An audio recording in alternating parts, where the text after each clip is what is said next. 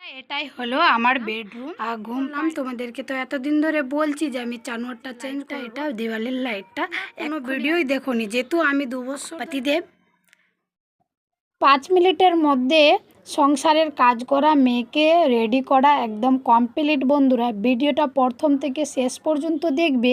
ভিডিওটা ভালো লাগলে লাইক করবে, কমেন্ট করবে, সাবস্ক্রাইব করে আমার পাশে থাকবে। ভিডিওটা বেশি বেশি করে শেয়ার করে দিবে। তো চলো, 10টার কাছাকাছি আমি বাড়ি পৌঁছালাম। বাড়িতে এসে আমি গোটাটা বাড়ি ঝাড়ঝাঁটার দিলাম, তারপরে গুলি কান্ঠায় জল দিলাম। আর যে বাবার বাড়ি এসে দেখছি হাতে শুধু 5 মিনিট টাইম আছে। আর মেয়েরও স্কুলের গাড়ির টাইম হয়ে গেছে। মেয়েকেও তাড়াহুড়া করে রেডি করিয়ে দিলাম, যেহেতু মেয়ের গাড়ি ছুটে যাবে। একটা সেকেন্ড দেরি হলে মেয়ের স্কুলের গাড়ি ছুটে যাবে, ওখানে আধ ঘন্টা যে দাঁড়ায় থাকবো সেটা ভালো। তারপরে মেয়েকে স্কুল পাঠিয়ে আর ছেলেকে খাবার খাইয়ে ওকে ঘুম পাড়া দিলাম। আর এই যে এই ঘরটা মানে ঝাড়বো আর পরিষ্কার করব, ঝাড়া যায়নি। তারপরে একা হাতে সব কিছু লাবালাম। তারপরে দেখো এক এক করে সব লাবাতে লেগে গেছি। আর মানে কি, এটা ঘর যতক্ষণ আমি না সামটাই না গুছাই আমাকে একদমই ভাল লাগবে না।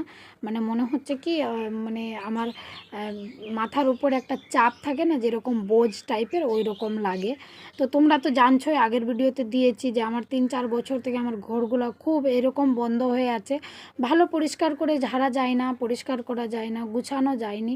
তো যেহেতু আমি ডেলিভারি অবস্থায় ছিলাম, ছোট বাচ্চাকে নিয়ে মানুষ করছিলাম বলে এগুলো আমার ঘর এরকমই থেকে গেছিলো। এখন কিন্তু আমার ছেলে বড় হয়ে গেছে, আমি বিন্দাস কাজ করতে পারি। ছেলেকে টাইম মতো খাইয়ে দিই, ঘুমিয়ে দিই, আর এগুলো আমি সংসারের কাজ বিন্দাস করতে পারি। তারপরে একে একে সব লাবিয়ে বন্ধুরা, এই যে চানোয়ারটাকে উঠাতে হবে, এটা চেঞ্জ করে দেবো। যেহেতু নতুন চানোয়ার টাঙেছি, মানে সেলাই করেছি, তো ওই চানোয়ারটা টাঙবো। বা সব কিছু লাবিয়ে তারপরে মানে বাইরে নিয়ে চলে গেছি, মানে বারান্দাতে নিয়ে গেছি, ঘরে রাখিনি। ঘরটা ভালোভাবে পরিষ্কার করব। আর ঝুল টুল একদম সব ঝেড়ে নিব, আর এত সুন্দর লাগবে দেখতে, কি বলবো তোমাদেরকে। তো ঘরটা ঝাড়তে ঝাড়তে একদম চারদিকটা একদম পরিষ্কার পরিচ্ছন্ন করে ঝেড়ে নিলাম। তারপরে যে সানসেটটা ঝাঁটা দিয়ে না কুড়ালে কিনা ওই যে বালুগুলো পড়ে আছে, তো এগুলা মানে হবে না। এই যে ছাকনা আর ওই ছাতুগুলাটা ওখানে ছুটে গেছিলো, তো ছোট জিনিস তো তাই ছুটে গেছিলো, দেখতে পাইনি। তো ওটাই লাভিয়ে নিলাম আর ঝাড় দিয়ে দিলাম। আর দেখো এইগুলা কি বলে, আরশালা আর ছোট ইঁদুরের বাচ্চাগুলো পায়খানা করে সানসেটটাতে মনে হয় ভরে দিয়েছে, এত নোংরা করে দিয়েছে যে কি বলবো তোমাদেরকে।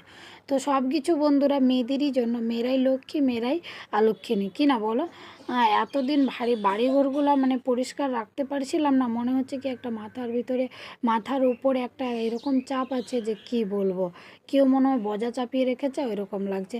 উপরে মানে বাইরে তো সামনে সামনে পরিষ্কার রাখা যেত, কিন্তু এরকম পরিষ্কার আমি অনেক দিন ধরে করিনি। একদমই ভাল লাগছিল না আমাকে। তারপরে এই যে এখান থেকে অর্ধেক বাসনগুলো মানে যেগুলো মানে আমার ব্যবহার করার মানে বাড়িতে বাইরে রাখলে ভালো হবে, এগুলোর মধ্যে ছাট করব। আর বাকিটি পরিষ্কার পরিচ্ছন্ন করে আমি সানসেটের মধ্যে চাপিয়ে দেব। তো এগুলো বাসনের মধ্যে অর্ধেকটি আছে যে আমার দানের, আর অর্ধেকটি আমার বড়বাবু আমাকে রাজস্থান নিয়ে গেছিলো দুবারে, তো ওখান থেকে নিয়ে আসা হয়েছে। আমি দুবারে গেছিলাম, তো আমি তো খালি হাতে গেছিলাম, ওখানে সংসারের মতন প্রতিটা জিনিস আমি ওখানে কিনে নিয়েছিলাম বলে এতগুলা বাসন আমার হয়ে গেছে। তো এখানে আমার যা এসছে, আমার জায়ের পিসির কিস্তি লাগবে নাকি, তো কাকিমা চলে গেছে বাবার বাড়ি বিন্দাস ভোজ খেতে, তো ওর কিস্তি কম পড়ছে, তো ওই কিস্তির কথাই বলছিল। তো যাই হোক, তো এগুলো আমি সব কিছু পরিষ্কার পরিচ্ছন্ন করে নিব বন্ধুরা। আর ছেলে ঘুমিয়ে আছেই, আমি এদিকে কাজ করছি, মেয়ে এখনও আসেনি, ছেলে ঘুমিয়ে আছে। আমি যেহেতু ছেলে একটু ঘুমিয়ে থাকলে বা কোথাও খেলতে গেলে না একটু শান্তি মতো কাজ করতে পারি, নাহলে এই যে আমার ছেলে এখন জেগে থাকলে কি না আমি কাজ করতাম কম, আমার ছেলে বেশি কাজ করতো। তো জানো ওই যে দুটো চানোয়ার সেলাই করেছিলাম, তো ওই চানোয়ারটা তো ওই ঘরে দিয়েছি, তোমরা দেখেছো গোল্ডেন কালারের চানোয়ারটা ওই ঘরে দিয়েছি, টিভিওয়ালা ঘরে। তারপরে বন্ধুরা চলে আসলাম, তো এই ঘরে টাঙে তারপরে বাসনপত্রগুলো একা হাতে চলাবো। আমি একটা ভাতিজিকে খুঁজতে গেলাম যে একটু আমার সঙ্গে হাতাপাতি দিবে, তো কোথায় যে খেলতে চলে গেছে পাচ্ছি না, তাহলে আমাকে একা হাতেই সব করতে হলো। আর খুব খাটনি, মানে খুব একটু অসুবিধা হলো, খাটনি তো হবে সংসারের কাজে, কিন্তু অসুবিধাটা আমার খুব হলো বন্ধুরা, যাকে বলে খুবই অসুবিধা হলো। একা হাতে একটা একটা করে নিতাম, সিঁড়িতে নামতাম, আবার সিঁড়িতে এরকমই কাজগুলো করে বন্ধুরা উপরের কাজগুলো শেষ করলাম বলে না, একটা সুখী জীবন গড়ে তোলার জন্য বড় বড় বাড়ির দরকার পড়ে না। কপালে যদি সুখ থাকবে কি না, বিনা প্লাস্টার বিনা রং করা বাড়িতেও তোমার সুখ আসবে। কেন আসবে না? অবশ্যই আসবে, একদিন আসবে। এত দূরে পৌঁছাইছি আর এইটুকু পৌঁছাতে পারবো না? 4 ধাপ পার করেছি, আর 6 ধাপে পার করতে পারবো না? কেন পারবো না? এক একটা ধাপ আমি পার করব। অনেক কষ্ট করতে হলেও কষ্ট করব, পরিশ্রম করতে হলেও পরিশ্রম করব। শুধু তোমরা আমাকে সাপোর্ট করো আর এইভাবে আমাকে ভালোবাসা দিয়ে যাও। আমার বাড়িতে সুই সুত্তা পর্যন্ত ছিল না বন্ধুরা। আমি যখন বিয়ে করে আসি আমার শ্বশুর শাশুড়ি আমাকে কিচ্ছু দেয়নি। এই যে বাড়ি বিছানা, আমার বাসনপত্র, আমার জিনিসপত্র, আমার সংসারের এ থেকে জেড পর্যন্ত ইত্যাদি ইত্যাদি সব আমি নিজের বুদ্ধি থেকে, নিজের পরিশ্রম করে, নিজের বলে না অনেক কষ্ট করে এই সংসার লাগিয়েছি শুধু আমার বরের ভালোবাসা সাপোর্টে। তো যাই হোক, এগুলো সামান আমি সব কিছু গুছিয়ে নিলাম আর সব কিছু সাজিয়ে নিলাম। কেমন লাগছে আমার ঘরটা তোমরা অবশ্যই কমেন্টে জানাবে বন্ধুরা। আর এই যে এটা টুনি বাল্বটা এখানে টাঙিয়ে দিলাম। ব্লবটা যেহেতু আমার বর ওখানে দিয়েছিল আমার মেশিনের কাছে, আমি ওখান থেকে ব্লবটা নিয়ে এখানে করেছিলাম, যেহেতু টুনি বাল্বটার তারটা বড় নয় বলে ব্লবটা ওখানে করে দিলাম আর টুনি বাল্বটা এখানে ঝুলিয়ে দিলাম। আর এখানে মেশিনটাও আমি কোলিং দিয়ে মোটামুটি করলাম। আর কয়েকটা কাপড় আছে কাস্টমারের, ওগুলো সেলাই করে বিকালবেলা দিয়ে দেবো। আর তারপরে এরকম করে কাজ করলাম বন্ধুরা। সত্যি আমি অনেক কষ্ট করে, অনেক জ্বালা সহ্য করে এ বাড়িতে আছি। আর অনেক আমি দিন কাটিয়েছি যেগুলো আমি চাই না, যে আমার মনে যেগুলো দুঃখ আর কষ্টর দিন গেছে, যে আমি তোমাদেরকে জানাই, আমার ওইগুলো দিন আর ওইগুলো কষ্টর কথা বলতে গেলে কি না আমার মন বুক ফেটে যায়, যাকে বলে। খুব কষ্ট হয়।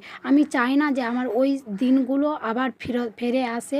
আর আমি বলি তোমাদেরকে, অনেক কষ্টের দিন। আমার শ্বশুর শাশুড়ি আমাকে একটা সুতাও দেয়নি। আর কাকে দিয়েছে, কোথায় নিয়ে গেছে, তোমরা আমার ভিডিওতে বানে থাকবে।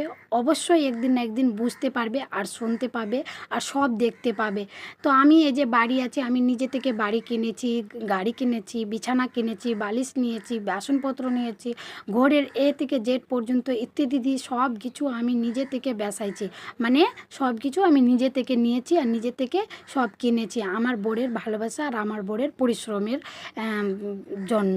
আজকে আমি এত দূরে, আমার সংসারে এত দূরে আছি শুধু আমার বরের ভালোবাসায়। তো যাই হোক বন্ধুরা, এই যে বরের কথা বলতে বলতে বরের কাছে আসলাম। তো আমার বরের এটা তখনকার ফটো, যখন আমাকে বিয়েই করেনি তখনকার ফটো। তো ফ্যানটাও মোটামুটি করে পরিষ্কার করলাম, যেহেতু আমি অত দূরে লাগাল পাই না ফ্যান, তবু আমি পরিষ্কার করলাম। কুলারটা মোটামুটি করে পরিষ্কার করলাম, ফ্রিজও মোটামুটি করে পরিষ্কার করলাম, তোমরা দেখতেই পেলে। এটা হলো আমার বেডরুম। এত আমার এই বেডরুমে নিশানি আছে। অনেক দুঃখ কষ্ট গেলেও কি না এই বেডরুমের মধ্যে আমার অনেক স্মৃতি ছাড়া আছে, যে আমি যদি দমও দিই তো এই রুমেই দম দিব। তারপরে সব কাজ করে বন্ধুরা চলে আসলাম। আমার খরগোশের খেয়াল পড়লো, যেহেতু দেখো এ না খেয়ে